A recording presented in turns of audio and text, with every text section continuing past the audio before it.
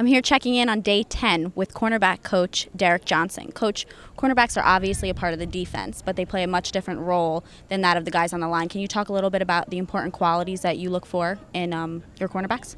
One of the main important characteristics of a cornerback is that they have to be able to cover in the space on the island on their own. Defensive linemen, they have people to cover them up. Most of the time it's probably us in the back end.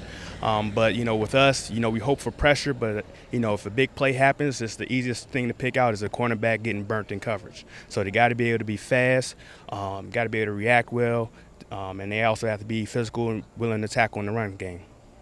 With that being said, what do you look for in a starting cornerback? Obviously all those qualities, but to get all of them may be a little bit difficult. What do you look for first and foremost? Well, the main thing you got to have a guy that's willing to compete.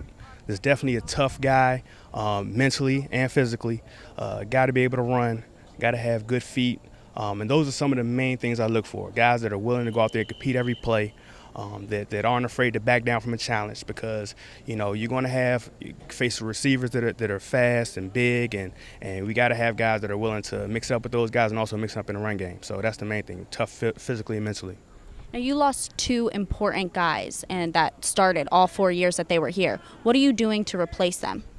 We got a lot of good competition.